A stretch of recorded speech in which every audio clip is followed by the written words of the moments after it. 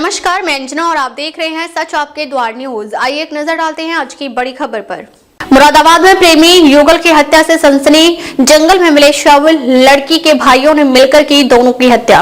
मुरादाबाद जनपद में प्रेमी युगल का शव मिलने से इलाके में हड़कंप मच गया। दो अलग अलग समुदाय से ताल्लुक रखने वाले युवक युवती की लाशें एक साथ मिलने के बाद गांव पुलिस छावनी में तब्दील हो गया। मामला थाना पाकवड़ा क्षेत्र के गांव उमरी सब्जीपुर का है। जानकारी के अनुसार गांव उमरी सब्जीपुर निवासी काजल और अरमान 3 दिन पहले एक साथ घर से लापता हो गए थे। दोनों के परिजन उनकी तलाश कर रहे थे और इसी दौरान एक ही दिन दोनों परिवारों ने थाना पाकवड़ा पहुंचकर गुमशुदगी की तहरीर दी थी। गुमशुदगी की रिपोर्ट दर्ज होने के बाद पुलिस ने तलाश शुरू की। इसी बीच गांव से थोड़ी दूरी पर स्थित नीम करौली मंदिर के पीछे जंगल में दोनों के शव बरामद हुए। प्रेमी युगल के शव एक साथ मिलने की सूचना फैलते ही आसपास के गांव से बड़ी संख्या में लोग मौके पर जमा हो गए, जिससे तनाव की स्थिति उत्पन्न हो गई। सूचना मिलते ही पुलिस के वरिष्ठ अधिकारी मौके पर पहुंचे। हालात की गंभीरता को देखते हुए सीओ सिविल लाइन के साथ साथ पीएसी बल को भी तैनात किया गया। पुलिस ने दोनों शवों का पंचनामा भरकर पोस्टमार्टम के लिए भेज दिया। ग्रामीणों के अनुसार मृतका काजल पढ़ाई कर रही थी, जबकि अरमान भी गांव का ही रहने वाला था। ग्राम प्रधान बबलू सैनी ने बताया कि अरमान और काजल एक दूसरे से प्रेम करते थे। आज ही परिजनों द्वारा गुमशुदगी दर्ज कराई गई थी, जिससे कुछ ही घंटों बाद दोनों के शव जंगल से बरामद कर लिए गए। उन्होंने आशंका जताई कि दोनों की हत्या की गई है। बबलू सैनी ग्राम प्रधान उमरी सब्जीपुर ने बताया, अरमान और काजल एक दूसरे से प्रेम करते थे। आज परिजनों ने गुमशुदगी दर्ज कराई थी और आज ही पुलिस को दोनों के शव मिले हैं। मामला हत्या का लग रहा है। एसएसपी सतपाल अंतिल ने मामले का खुलासा करते हुए बताया कि थाना पाकवड़ा क्षेत्र के गांव उमरी कला से एक युवक की गुमशुदगी की शिकायत प्राप्त हुई थी। इसके बाद आज सुबह एक युवती की गुमशुदगी की सूचना भी मिली। जांच में सामने आया कि दोनों एक दूसरे से परिचित थे।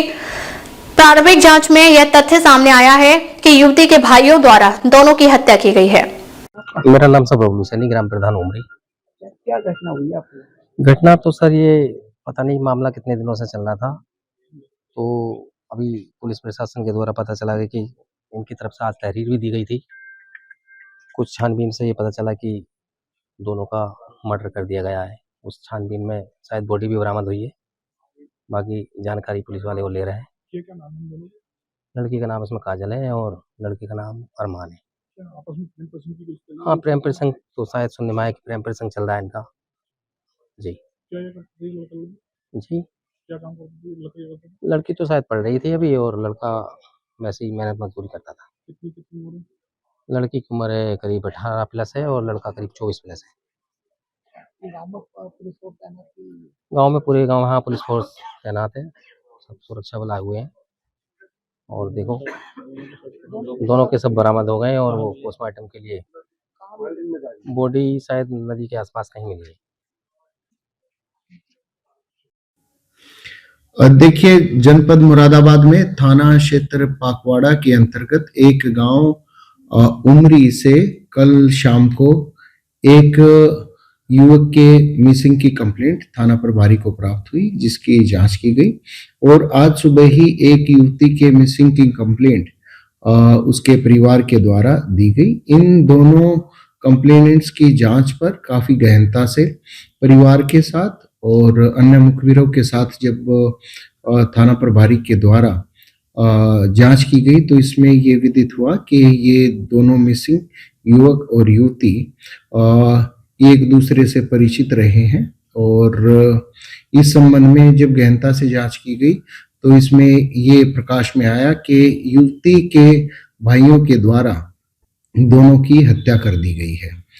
और उसके भाइयों से जब पूछताछ की गई तो उनकी निशानदेही पर दोनों के शवों को बरामद किया गया।